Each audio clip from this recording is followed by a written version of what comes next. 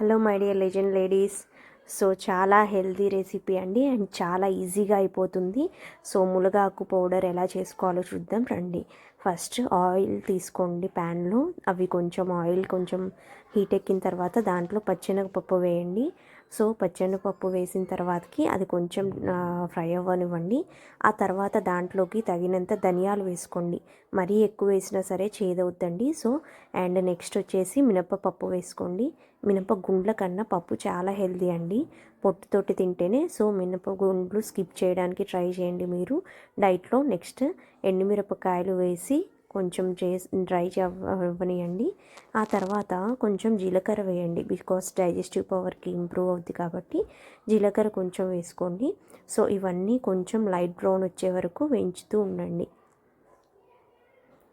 మునగాకు చట్నీ చాలా మంచిదండి. చట్నీ కూడా ఫస్ట్ పౌడర్ చూద్దాం. చూడండి ఇది బ్రౌన్ అయిపోయింది. సో వేరే వెజల్లోకి షిఫ్ట్ చేసేసుకోండి మొత్తం మిక్సీ పట్టడానికి. కొంచెం చల్లారిన తర్వాత దాన్ని మిక్సీ పడదాం. సో మీన్ వైల్ మీరు ఏం చేస్తారంటే అదే ప్యాన్లోకి కొంచెం కరివేపాకుని, ఆ తర్వాత ఒక స్పూన్ కరివేపాకుకి 2-3 మునగాకు బౌల్స్ తీసుకోండి. చూడండి మునగాకు నేను ఆల్రెడీ కడిగేసి డ్రై చేసుకున్నా అండి, లేదంటే అది బూజు వచ్చేస్తుంది అనమాట.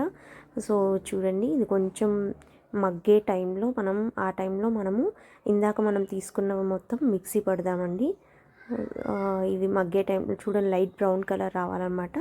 సో ఈ టైంలో మనం వచ్చేసి వీటిని మిక్సీ పట్టేద్దాం. సో దీంట్లోకి నేను కల్లుప్పుని, మీకు ఎంత వీలైతే అంత టేస్ట్కి తగ్గట్టు కల్లుప్పుని మిక్సీ పట్టేసుకున్నాను. దాన్నే నేను ఇప్పుడు దీంట్లో వేస్తున్నా అండి. సో కల్లుప్పు వేసాం కదా, కల్లుప్పు వేసిన తర్వాతకి చూడండి పేస్ట్ చేసాం కదా ఎంత కలర్ఫుల్గా చాలా బాగుందో. మునగాకు చట్నీ ఇది మనం స్టోర్ చేసుకోవచ్చండి. అయిపోయిన తర్వాత దీన్ని ఏం చేస్తారంటే మీరు మీ దగ్గర ఏదైనా గ్లాస్ బౌల్ కానీ ఏదైనా సరే క్లోజ్డ్ కంటైనర్లో ఉంచండి. సో దట్ మనకి ఎక్కువ రోజులు నిల్వ ఉంటుంది. అండ్ మర్చిపోకండి తడి ఉండకూడదు. లీవ్స్ బాగా డ్రై అయ్యాకే ఈ పచ్చడి చేయండి. సో ఇది చూడండి ఇలాగా క్లోజ్డ్ కంటైనర్లో ఉంచేయండి. మీకు ఒక విషయం చెప్పాలండి, బికాస్ మునగాకులో చాలా విటమిన్స్ ఉంటాయి. Vitamins, minerals at the same time మనకి మెయిన్లీ ఏంటంటే హార్ట్ ప్రాబ్లమ్స్ని చాలా వరకు క్యూర్ చేస్తుందండి, తెలియని విషయం. సో మీరు మీ డైట్లో మర్చిపోకుండా కర్రీ లీవ్స్ ఎలా అయితే వాడతామో అలాగే ఈ మునగాకుని వాడండి. వీటిని మీరు దోశ మీద కూడా చల్లుకొని చూడండి, చాలా టేస్టీగా ఉంటుందండి. అండ్ వేడి వేడి అన్నంలో కొంచెం నెయ్యి వేసుకొని తింటే కూడా చాలా చాలా టేస్టీగా ఉంటుంది. So thanks for watching my video. Thank you so much up to end. Subscribe to my channel. Thank you.